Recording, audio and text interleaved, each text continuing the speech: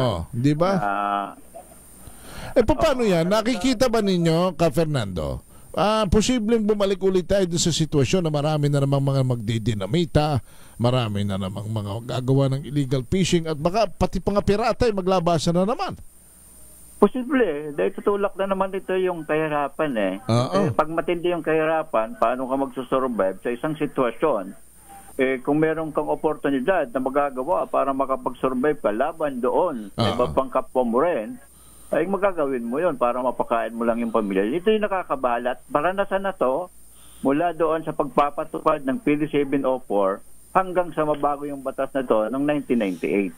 No, yung Fisheries Code of 1998. Ay, papaano na yung mga aasa lang sa patatlo-tatlong kilo, 2 kilong huli, pambili ng bigas, pambaon ng eskwela, pambili ng sabon. Wala na yun. Wala na yan. Talagang papatayin ito ang sikmura na maliliit. Yes, tama po yan. Talagang totally papatayin ito eh. Kung noon nga, medyo masagana pa tayo, lalo pa sa ngayon, no? Na talagang said na halos. Yung talaga bang napakahirap na ngayon? Kahit walang bagyo, mahirap na makahuli rin dahil nakakaunti na? Oo, hindi na talaga dati tulad nung mga 1980s, 70s to 80s na alam natin nasaan yung kawan ng isda eh. Ngayon wala ka nang makitang kawan eh. Kaya yung mga mangingisda ngayon parang mga manghuhula na lang eh. Titingnan yung buwan, nasaan ba yung buwan ngayon, ano kalaki yung buwan, saan ba yung dati nakakahuli tayo ng isda. Parang ganun, sa palaran. Lalo pa yung climate change din, hindi na rin malaki rin yung epekto, no? Kasi nagbabago-bago rin yung hangin, nagbabago-bago. Pag nagbago kasi ang hangin, nagbabago yung current eh. Pag nagbago ang current, yung daan ng isda, babago rin. Dumami na rin ang populasyon ng mangingisda eh. Hindi ba? Dati na may kukunti lang eh. Dumami na rin yung population. Tapos, mga na rin, abante na rin yung gamit ng iba. Kaya may kompetensya rin within the malilit na mga isda dadagdagan ka pa nitong napakalalaking mga commercial fishing business. Ano ang inyong ano ang inyong hakbang at napagkakayarian dito para labanan ito? Actually, nagfile na tayo ng resolution sa Kongreso through Makabayan Block para imbestigahan talaga kung paano nangyari itong Supreme Court ruling no, na bago, tapos malaman talaga sa lahat ng mga mangingisda yung magiging epekto nitong bagong ruling. Meron akong naulinigan eh. Ito naman, Bipar, kung nakikinig kayo, you can confirm it. Hindi lang namin kayo matawagan agad eh. Tila ho nahuli ng pagpapile ng tama ba, Bipar, yung narinig ko na hindi agad kayo nakapag-file ng position paper eh. Kaya walang nagawa ang Supreme Court kundi desisyon na ito. Tama ba 'yon? Narinig din niyo ba 'yan, Ka Fernando? Tama po 'yon. Dapat kasi ang dito, ang dapat respondent yung BIPAR at DA. Kanya nga. Ang problema, yung petition ng commercial fishing vessel sa RTC sa Malabon, malaman nang nag-file. Walang nag-challenge. Nag-challenge. At pinabayaan, madesisyonan. Yes. At nag-challenge sila nasa Supreme Court na. Hindi na kasi tapos na yung kumbaga na-default ka na eh. Kaya minsan masama talaga loob namin mukhang sinadya rin ni Secretary Chu Laurel kasi sila rin magkikinabang dito eh. Yung pamilya Laurel may laki ang kanilang commercial fishing vessel. Yes, yung Prabel, no? At actually sila rin yung kumikita dito sa importation kasi yung binibigyan na import permit ay yung mga commercial fishing vessel lalo na sa panahon ng pagpatupad ng fishing ban. Ang problema ito eh. Ang problema, Ka Fernando, yung decision ng executory na yun eh. Paano pa yan? May laya na nga sila ngayong mga isda. Di ba? Kung iimbestigan pa natin ito sa Kongreso, pagkatagal-tagal nito, palagay ko, ang Pangulo naman pwedeng sumaklang na rito. Utusan na niya, di ba? Pwede naman siguro mag-executive order na siya riyan. Di ba? Na wag muna kumbaga yung pinagtibay na yan back to the drawing board muna. Tama po yun. Diba? Yung immediate dapat na gawin para maging malis yung maging epekto sa milyon-milyong mga maliliit na mga isda. ang problema, hindi natin naririnig. Utusan muna ang DA at DILG sa epekto nito. Yes. Oo. At kumbaga, pwede namang muna ito status ko muna. Pag-aralan talaga yung magiging epekto niyan, no? Kasi may karanasan na tayo may mga pag-aaral na noon. It's only the president who can order that. I think Ka Fernando, if you will agree. Kung kayo po isasang-ayon. Presidente na lang ito Ang palagi ko makakapag-utos na, teka muna, hinto muna tayo niyan. Pag-aralan mo ng maigi at marami mga mangingisda masasaktan. Yes, immediately, no? Dapat magagawan yun. Pero ang hamon din, no? Hindi pa rin kami nawawala ng pag-asa at napatunayan naman namin yan from 1975 to 1998. Yung ginawang 15 kilometers municipal fishing ground ay sa pakikibaka to ng mga mangingisda. Kaya masigit na umaasa tayo doon sa dapat yung mga mangingisdang mga maliliit na apektado itong rulings ay magsama-sama uli para isulong natin yung 15 kilometers na dapat exclusively para sa mga maliliit na mangingisda. Ito naman ay napakaliit, no? Doon sa ating pangisdaan, kung ikukumpara mo doon sa napakalaki na saklaw na nagkikinabang ay commercial fishing vessel within from the 15 kilometers pero exclusive economic zone. Sa kanila na yun Kundi ho sa amin 15 kilometers lang Yes. Kaya napakasama, no? Baka napakasarili itong mga commercial fishing vessel owners. Tsaka 2.3 million na mga mangingisdang kundi ako nagkakamaling talagang apektadong tinatamaan po nito Ang dyan, ang rehistrado nung before 2.7. Marami pang hindi pa registered 2.7. Conservative pa yun Kaya kung may mga mangdidinamita na naman at ayaw naman nating sabihin kawawa. Pangalong masisira yung daan natin babalik na naman yung mga piratang yan wala tayong magagawa pag nangyari yan sapagkat gutom nga sabi mo survival ito, paano ka? Di ba? Kasi karanasan na natin yan noong PD704. Hanggat maaari, huwag gagawin ito. Kanya lang, yun ang sinasabi mo rin naman, pag nagugutom ang tao, lahat ng pwedeng gawin yan, kahit saan ay susuling yan para makasurvive Yes, tapos may makaranasan pa noon, Henry, no? Yung mga troll noon, sinusunog ng mga maliliit na mga isda. Kailang problema, yung mga kasama na nakikisama doon sa commercial fishing vessel na troll ay maliliit din.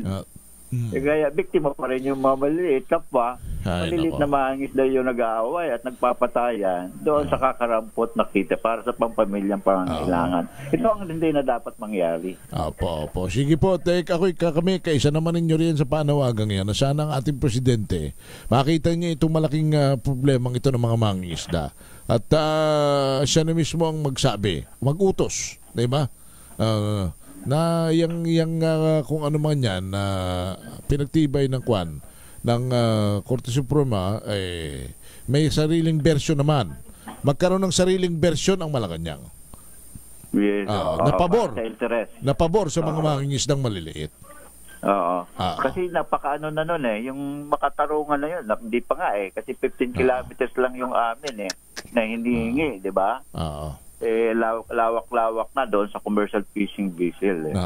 Anyway, sana mapakinggan. Yung mga commercial fishing vessel dapat maunawaan nila kung bakit ganito, no? Yung aming pagpupursige natutulan itong bagong ruling. Fernando, salamat sa inyo sa inyong oras. Thank you. Maraming salamat, Andre, at sa inyong programa. Si Fernando Hicap, ang National President ng Pamalakaya. Mr. President, baka po pwede. Kayo makialam na rito. Gumawa kayo ng sariling pamamaraan ang Malacanang na pabor sa mga maliit na mangingisda. Samantala, kapakanan ho ng Mindanao patuloy na ipaglalaban ni Senator Bato de la Rosa. Nagpasalamat po ito sa endorsement naman ng Gobernador sa Lanao, Raymond Alpaz, sa Richard 28. Raymond. Hindi malulugi ang mga taga Mindanao kung suportahan at manatili sa Senado si Senador Ronald Bato de la Rosa. Ito ang deklarasyon ni Lanao del Sur Governor Dato Mamintal Bombit Alonto Adyong Jr. bilang bahagi ng kanyang pag-endorso kay Senator Bato. Sa ika-64 na araw ng Wao Cariala Festival sa Wao, Lanao del Sur, sinabi ni Adyong na tiyak na ipaglalaban ni De La Rosa ang mga karapatan ng mga taga Mindanao.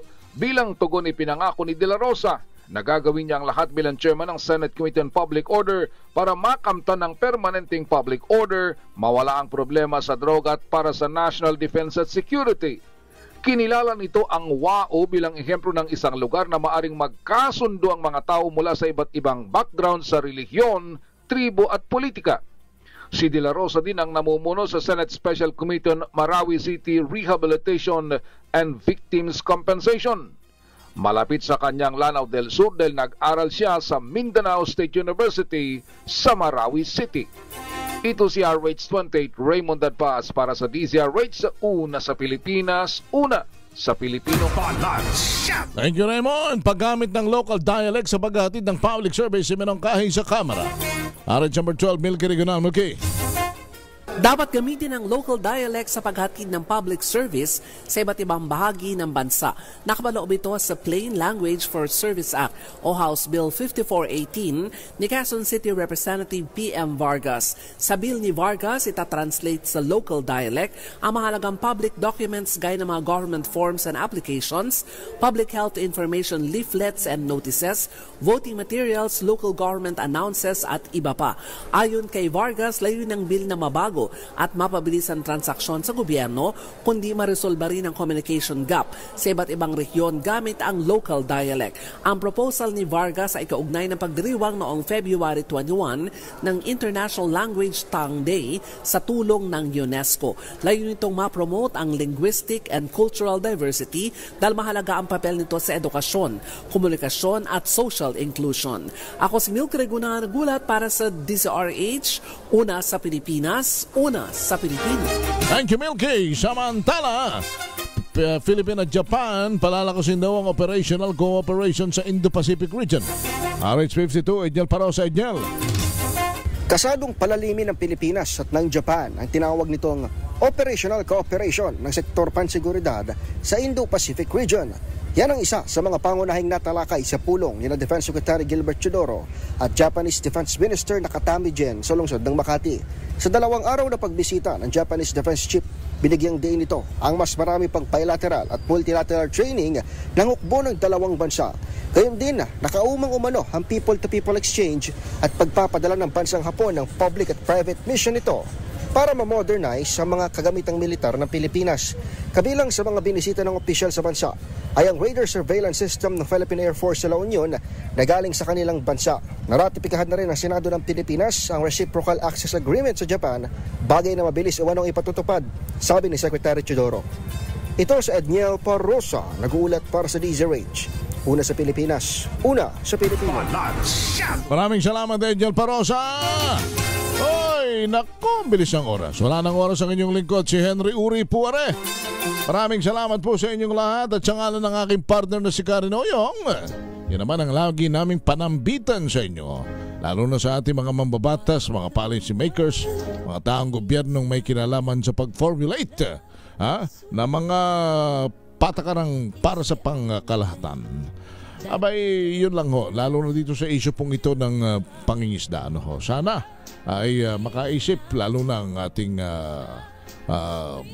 mga nakapaligid sa Pangulo na yung problemang ito ay pakialaman na po ninyo. Maraming mga mangingisda at malaking problema ang lilikain ito pag ito po hindi na pigil. Sana ay makaisip kayo ng pulisiyang pabor sa lahat. Nothing more, nothing less but the welfare of the people. Salus populi est suprema lex. The welfare of the people is the supreme law. Ako po si Henry Uri. Hanggang bukas. Bye.